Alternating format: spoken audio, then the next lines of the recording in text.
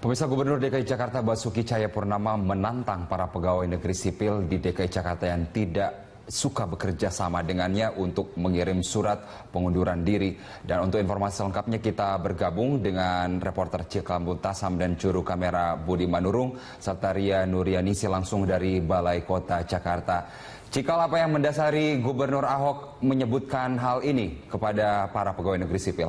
Baik Carlos, pernyataan tadi yang dilontarkan oleh Basuki Cahayapurnama atau Ahok ini didasarkan pada dinamika mundurnya anak buahnya yaitu PNS di jajaran Pemprov DKI Jakarta.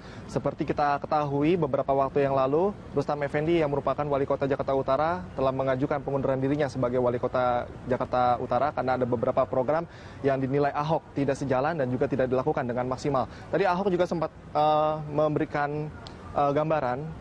Ada dua sisi, katakanlah seperti itu. Sisi pertama adalah pegawai-pegawainya atau anak buahnya yang sepakat untuk menjalani visi DKI Jakarta baru, dan sisi kedua adalah yang mereka yang tidak sejalan, dan Ahok mempersilahkan kepada anak buahnya di jajaran Pemprov DKI Jakarta yang tidak sejalan dengannya untuk mengundurkan diri. Namun tadi sempat dikonfirmasi hal tersebut, Carlos, dari Wakil Gubernur DKI Jakarta yang sempat menanyakan kepada Jarod Saifullah bahwa pada saat ini tidak ada lagi PNS di lingkungan Pemprov DKI Jakarta yang mengundurkan diri. Dan sekarang kita sama-sama dengarkan kembali pernyataan dari Basuki Cahayapurnama.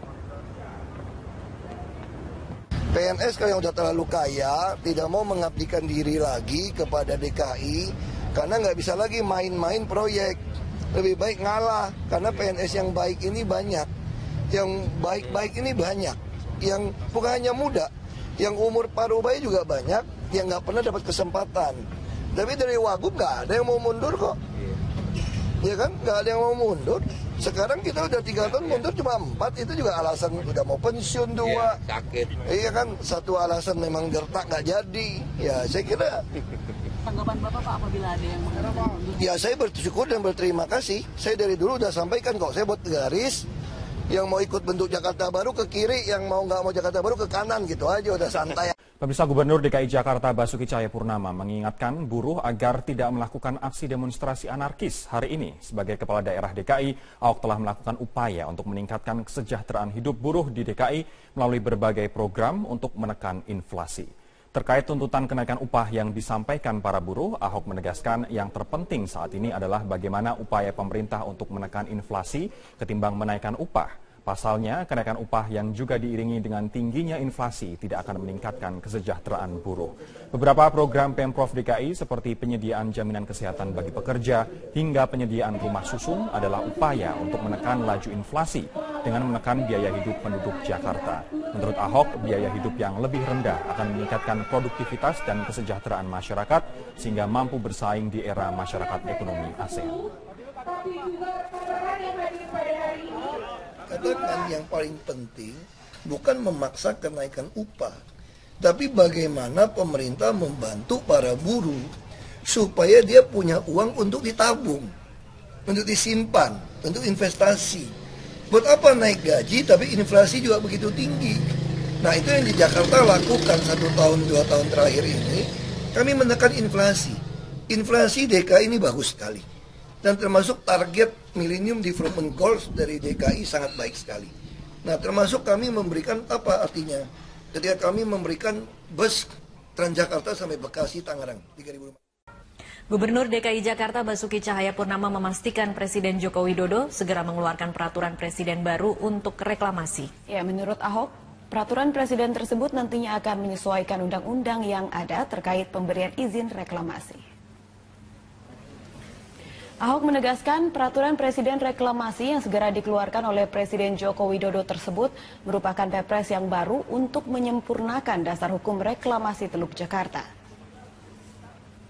Peraturan presiden ini akan mengatur mengenai wilayah kerja pelabuhan dan lokasi strategis nasional di Teluk Jakarta. Selama ini pelaksanaan proyek reklamasi Teluk Jakarta mengacu pada Perpres yang lama, namun kemudian muncul benturan dengan ketentuan-ketentuan yang terbit setelah itu. Polemik terus berkembang hingga proyek reklamasi Teluk Jakarta dihentikan sementara. Pasti keluarkan Perpres untuk menyesuaikan undang-undang yang baru keluar. Karena kan ada kelautan, ada pesisir, macam-macam kan. beliau yang keluarkan, termasuk soal wilayah kerjanya pelabuhan. Ada wilayah kerja pelabuhan, tentu harus diatur. Nah, jadi biar dengan Perpres itulah mengatur mana yang pelabuhan, mana yang lokasi strategis nasional. Sesuai pembahasan Raperda Teluk Jakarta terkuak, pembangunan reklamasi menjadi sebuah polemik yang terus diperdebatkan. Payung hukum reklamasi yang belum jelas hingga adanya sejumlah pelanggaran diduga terjadi. Kita akan segera bergabung bersama rekan kami Dade Salampesi yang akan mengelaborasi poin-poin tentang sikap pemerintah dalam rapat terbatas yang membahas reklamasi di Istana Negara hari ini. Dade, selain ketegasan pemerintah mengenai wewenang yang berada di pemerintah pusat, lalu apalagi yang disampaikan Presiden dalam rapat terbatas yang tadi? Dalam sambutan yang diungkapkan oleh Presiden Joko Widodo sebelum rapat terbatas terkait dengan reklamasi di Teluk DKI Jakarta ini, Presiden memang mengungkapkan atau menegaskan bahwa rapat terbatas yang dimulai pada pukul 1 siang tadi sama sekali tidak menyentuh aspek hukum. Walaupun dalam kenyataannya tadi memang perwakilan dari Komisi Pemberantasan Korupsi juga ikut serta karena mendapatkan undangan untuk mengikuti ratas dari Presiden. Dan Presiden juga mengungkapkan bahwa terkait dengan reklamasi ini memang sekarang sudah saatnya untuk berbicara lebih jauh ke depannya, karena dari data yang dimiliki oleh Presiden Joko Widodo pada 2030 nanti dimungkinkan seluruh wilayah Jakarta Utara akan ada di bawah permukaan laut. Karena dari data yang ada setiap tahunnya untuk wilayah DKI Jakarta mengalami penurunan permukaan tanah antara setengah sampai 12 cm per tahun. Dan pada 2030 nanti jika ternyata fakta-fakta tersebut betul-betul terjadi, artinya 13 sungai yang mengaliri atau melewati wilayah DKI Jakarta dan sekitarnya tidak dapat mengalirkan air ke Teluk Jakarta. Dari ratas tadi setidaknya ada 3 poin utama yang ditegaskan oleh Presiden, yaitu bahwa master plan terkait dengan reklamasi haruslah gamblang, terutama terkait dengan masalah lingkungan. Dan yang kedua, tidak boleh ada pelanggaran kaidah hukum dalam proyek reklamasi ini. Dan yang ketiga, pembangunan tidak boleh mengesampingkan kehidupan nelayan yang ada di sekitarnya. Sebenarnya terkait dengan reklamasi ini tentunya memiliki banyak pro kontra dan juga untung dan rugi. Dari sisi pro pembangunan reklamasi ini, tentunya dengan pembangunan reklamasi dapat menghadang pasangnya naik air laut, karena setiap tahunnya ada kecenderungan penurunan muka tanah di wilayah DKI Jakarta dan juga sekitarnya. Sementara dari aspek kontra, pembangunan reklamasi ini nyatanya ada sejumlah hukum yang dilanggar, karena Pemprov DKI Jakarta bersikukuh bahwa pembangunan reklamasi di wilayah Teluk Jakarta ini merujuk pada keputusan Presiden nomor 52 tahun 1995. Sementara ada peraturan-peraturan ataupun regulasi dari sejumlah instansi lainnya yang dilanggar dari reklamasi ini. Yang artinya juga memang masih ada tumpang tindih peraturan terkait dengan reklamasi ini. Dan apa saja keuntungan dari pembangunan reklamasi ini? Di antaranya tentu saja menyediakan lahan bagi negara ataupun kota. Ini juga terkait dengan aspek pariwisata maupun khususnya wisata bahari, dan juga dapat membantu penataan pantai. Di samping keuntungan dan pro kontra tadi dari reklamasi ini, ternyata juga ada beberapa aspek kerugian dari reklamasi. Di antaranya perubahan ekosistem yang mengakibatkan banjir dan juga dampak buruk pada sistem drainase dan juga kerusakan-kerusakan lingkungan yang lainnya. Dalam rapat terbatas yang digelar selama kurang lebih 1,5 jam tadi juga hadir 3 pimpinan kepala daerah, yaitu Gubernur Banten Rano Karno, Wakil Gubernur Jawa Barat Deddy Mizwar, dan juga Gubernur DKI Jakarta Basuki Cahayapurnama. Walaupun Presiden Joko Widodo menegaskan dalam proyek reklamasi ke depannya tidak boleh lagi melibatkan swasta, yang artinya pemerintah baik itu pusat maupun daerah memegang kendali penuh terhadap proyek reklamasi. Namun tadi Ahok mengungkapkan Pulau O, P, dan Q yang ada di Teluk Jakarta yang belum diatur minta digabungkan dengan Pulau N. Dan Ahok juga mengungkapkan jika melihat hasil studi di Port of Rotterdam, maka seharusnya pembangunan proyek reklamasi ini 30% dikelola oleh pusat, sementara 60%-nya dikelola oleh pihak swasta. Dan dari hasil ratas tadi juga dijabarkan oleh Ahok, setidaknya ada satu fakta baru yang akan dikeluarkan oleh pemerintah, yaitu Presiden akan mengeluarkan Perpres baru yang disesuaikan dengan Perpres yang ada, seperti Perpres nomor 54 tahun 2008 dan juga Perpres nomor 122 tahun 2012. Robert. Baik, terima kasih Dade. Salam Presi atas informasi dan langsung dari Istana Negara. Pemirsa, DPD DKI PDI Perjuangan hari ini terakhir menerima pendaftaran bakal calon gubernur dan wakil gubernur DKI Jakarta. Sebanyak 39 orang telah mendaftar dan 31 pendaftar baru telah mengembalikan berkas. Pada pendaftaran hari terakhir ini, DPD PDI Perjuangan menerima pengembalian berkas pengusaha muda Sandiaga Uno yang mendaftar sebagai bakal calon gubernur. Sandiaga Uno termasuk satu dari 39 orang yang mendaftarkan diri ke PDI Perjuangan. PDI Perjuangan dengan perolehan kursi di DPRD DKI di atas 20% memenuhi syarat untuk mengusung sendiri calon gubernur DKI pada pilkada yang akan dilaksanakan Februari 2017 mendatang. PDI Perjuangan melalui penjaringan dan penyaringan ini dalam rangka untuk mencari sosok yang betul-betul punya kualifikasi yang jelas baik untuk memimpin Jakarta yang akan datang. Ya itulah mekanisme sedang berjalan. Jadi PDI Perjuangan belum bisa menentukan siapa yang nanti akan diusung, tetapi proses sedang berjalan. Tahapan-tahapan akan kita lalui. Tahapan pertama hari ini sudah sama-sama kita saksikan. Hari ini kita tutup, baru nanti selanjutnya kita menginjak tahapan berikutnya. Gubernur DKI Jakarta Basuki Cahayapurnama tidak mempermasalahkan usulan Komisi 2 DPR yang akan menaikkan syarat dukungan calon independen dan menurunkan syarat calon dari partai politik. Ya, Ahok optimistis masyarakat tetap akan memilih yang terbaik untuk memimpin ibu kota pada 5 tahun ke depan. Tidak masalah, kan saya sampaikan, ini Jakarta ini daerah khusus ibu kota. Tentu harusnya ini jadi etalase negara, bangsa. Yang jadi gubernur harus yang terbaik dari yang terbaik. Masing-masing warga DKI punya pikiran masing-masing. Dia mau pilih yang perempuan, dia mau pilih yang lebih rohani, dia mau pilih yang santun, dia mau pilih yang lebih pintar, itu masing-masing. Makanya di dalam pilkada undang-undang nggak pernah diatur 100%. Hanya 50% plus 1. Kalau di daerah lain malahan yang tertinggi yang menang. Kenapa? Karena memang masing-masing kepala kan punya pikiran berbeda. Ya. Selamat malam pemirsa, inilah headline news pukul 21 waktu Indonesia Barat. Usai diperiksa oleh KPK, staf khusus Gubernur DKI Jakarta Suni Tanuwijaya mengaku didukung oleh Gubernur DKI Basuki Cahayapurnama untuk menyampaikan keterangan apa adanya kepada penyidik KPK. Sementara itu Ketua Balegda DPRD DKI Muhammad Taufik memilih diam saat keluar dari gedung KPK.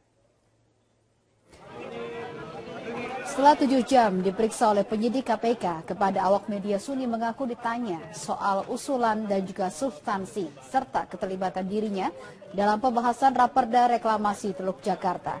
Suni mengaku tidak mengetahui perihal pertemuan sejumlah pimpinan DPRD dengan para pengembang. Namun ia menyebut sering melakukan komunikasi dengan para pengembang terkait dengan usulan Raperda dan juga keinginan dari Gubernur DKI soal kewajiban tambahan 15% kepada pengembang. Suni juga mengaku Gubernur DKI Basuki Cahayapurnama mendukung dirinya untuk menyampaikan keterangan apa adanya kepada penyidik KPK. Sementara itu, Ketua Badan Legislasi Daerah Balegda DPRD DKI Jakarta M. Taufik yang juga diperiksa oleh KPK memilih bungkam saat ditanya oleh awak media. Pemeriksaan ini merupakan yang kelima kalinya bagi M. Taufik terkait dengan kasus suap Raperda Reklamasi Teluk Jakarta. Dan dalam pemeriksaan ini M. Taufik dicecar seputar keterlibatannya dalam pertemuan dengan pengembang Sugianto Kusuma Desember 2015 lalu. KPK terus mendalami dugaan adanya aliran dana dari pengembang ke sejumlah anggota DPRD DKI Jakarta. Begini, kalau dari sisi dia jelas soal 15% itu harus ada, terus tinggal persoalannya itu apakah di Perda atau di Perpu. Tapi kan kemarin karena ada ancaman dari DPRD akan deadlock, beliau sempat mengatakan ya selama yang penting 15% itu jangan dicoret. Gubernur DKI Jakarta Basuki Cahayapurnama atau Ahok membantah kabar akan memberlakukan pembatasan sepeda motor di sejumlah ruas jalan protokol Jakarta awal Mei mendatang. Ahok menduga kabar tersebut adalah bentuk provokasi jelang unjuk rasa Hari Buruh 1 Mei mendatang. Saat ditemui di lapangan Irti Monas Senin pagi, Ahok menegaskan pembatasan sepeda motor hanya akan diberlakukan bila fasilitas pendukung telah disiapkan, seperti penambahan jumlah armada bus Transjakarta serta penghapusan pembatas jalur cepat dan jalur lambat. Ahok pun menjelaskan sepeda motor tetap bisa melintas seperti biasanya hingga fasilitas pendukung tersebut telah siap. Terkait dengan beredarnya isu pembatasan sepeda motor yang mulai diberlakukan bulan Mei, Ahok menuding ada pihak yang sengaja menginginkan agar pengendara sepeda motor berunjuk rasa dalam hari buruh yang jatuh tanggal 1 Mei. Pembatasan motor kalau kita lakukan kalau ada IRP, jalan sama busnya cukup. Enggak, itu isunya saya lihat kirimin WhatsApp grup. Wah, udah ada rute pembatasan 1 Mei. Aduh, enggak lah. Itu tuh enggak, kenapa tuh enggak? Saya curiga ini ada hubungan dengan hari buruh 1 Mei. Supaya bisa ngumpulin massa lebih banyak buat demo. Ya dong, yang naik motor protes kan semua Jakarta dibilang nggak boleh lewat motor. Pasti orang akan demo. Ini bukti yang mau demo nih orangnya kurang. Jadi masih ada sebarin isu-isu. Ya, apalagi isu-isu nyerang Ahok kan lebih ramai gitu. Setelah polemik panjang reklamasi Teluk Jakarta, pemerintah pusat sepakat menghentikan sementara proyek reklamasi. Selama masa moratorium, pemerintah akan merumuskan aturan, perizinan dan analisis dampak lingkungan yang jelas.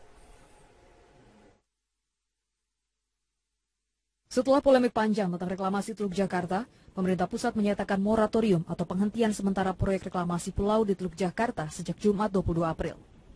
Menteri Koordinator Kemaritiman Riza Ramli menyatakan, putusan moratorium sudah final tanpa tekanan dari perusahaan pengembang yang sudah berinvestasi untuk proyek reklamasi. Hari Jumat sudah ada rapat komite gabungan. Seperti diketahui ada masing-masing kementerian ada 2 dirjen, termasuk juga Deputi Gubernur DKI, Kepala Bapeda. Dan mereka sekarang sedang evaluasi mana-mana kebijakan yang harus diselaraskan. Minggu depan mereka akan bertemu lagi setiap minggu. Kita akan ubah proses ini secepatnya. Kondisi tersebut juga dipertegas Gubernur DKI Jakarta Basuki Cahayapurnama. Ahok menyatakan dirinya sudah berkoordinasi dengan korporasi pelaku proyek reklamasi dan menilai pengusaha berkomitmen akan kooperatif terhadap kebijakan moratorium reklamasi ini. Ada meminta saya ada disposisi dan pengusahanya sangat kooperatif. Bahkan pengusahanya sudah kirim surat kepada kami, baru dengar berita akan moratorium, mereka sudah sepakat moratorium. Walaupun surat kami belum, dia sudah kirim. Saya baru disposisi kemarin. Bukan kemarin, semalam. Baru ingat semalam. Di sisi lain, proyek reklamasi Pulau N untuk membangun dermaga dan pelabuhan baru yang dikelola Pelindo akan tetap dilanjutkan. Pembangunan pelabuhan baru itu tergolong kepentingan nasional dan bukan komersial, sehingga kewenangan perizinan ada di tangan Kementerian Perhubungan. Tidak ada izinnya, kita kasih terus. Karena izin reklamasi, kalau di daerah lingkungan kerja pelabuhan manapun di seluruh Indonesia, itu tidak ada kewenangan yang lain, kecuali kewenangan Menteri Perhubungan. Itu nggak kena moratorium ya Pak? Misalnya. Kalau yang sudah izin dari Kementerian Perhubungan enggak. Sebelumnya Kementerian Koordinator Kemaritiman, Kementerian Lingkungan Hidup dan Kehutanan, serta Gubernur DKI Jakarta pekan lalu memutuskan untuk melakukan moratorium reklamasi Teluk Jakarta. Hal ini dilakukan karena reklamasi belum mempunyai landasan hukum yang kuat, serta masih perlu dilakukan kajian analisis dampak lingkungan lebih lanjut. Tim Liputan Metro TV. Pemirsa, politikus PKS M. Idrus terus mencari dukungan dari partai lain untuk maju sebagai calon gubernur DKI Jakarta. Ya, meskipun kurang diperhitungkan PKS, M. Idrus yakin langkah politiknya akan direspon positif oleh sejumlah partai untuk berkoalisi, khususnya dengan Partai Keadilan Sejahtera. Partai Keadilan Sejahtera belum memiliki calon kuat untuk diusung sebagai calon gubernur DKI Jakarta pada Pilkada 2017 mendatang. Hingga kini PKS masih melakukan penjaringan terhadap sejumlah kandidat baik internal maupun eksternal partai. Padahal saat ini salah satu kader PKS Muhammad Idrus telah mendeklarasikan diri sebagai bakal calon gubernur DKI Jakarta. Presiden PKS Sohibul Iman tidak mempermasalahkan langkah Muhammad Idrus yang mencalonkan diri melalui partai lain. Oh, Pak Idrus termasuk, kan gini, ada calon-calon yang muncul dari aspirasi kader. Ya, dan mereka ada yang kader, ada yang non kader.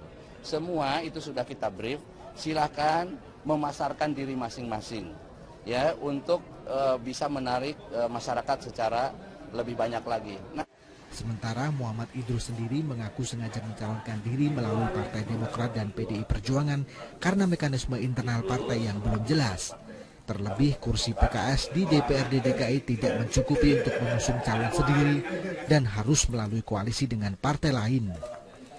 Meski demikian, Idrus menunggu proses penjaringan dari internal partai PKS. Saya sadar sebagai kader Partai Keadilan Sejahtera, juga ini kan juga proses di internal partai. Nah, PKS sendiri hanya 11 kursi, Demokrat 10 kursi. Kalau Demokrat sama PKS aja udah baru 21 kan. Ini proses, yang jelas proses, dan juga bukan secara pribadi saja. Nanti kan terjalin komunikasi politik di antara seluruh elit partai politik. Selain kandidat internal, PKS juga masih mempertimbangkan sejumlah calon dari eksternal seperti Yusril Iza Mahendra dan Sandiaga Uno untuk dilakukan survei terhadap elektabilitas dan kapasitasnya sebagai calon gubernur DKI Jakarta. Dari Jakarta, Tim Liputan, Metro TV. Sementara itu hari ini merupakan batas akhir DPD DKI PDI Perjuangan menerima pendaftaran bakal calon gubernur dan wakil gubernur DKI Jakarta. Untuk mengetahui berapa calon yang sudah mendaftar dan bagaimana proses selanjutnya, kita langsung bergabung bersama rekan kami Yasmin Alvina yang saat ini berada di DPD PDI Perjuangan DKI Jakarta. Yasmin, melihat berbagai hasil survei bahwa Ahok masih mengungguli lawan-lawannya, apakah PDIP percaya diri dengan calon yang akan mereka usung?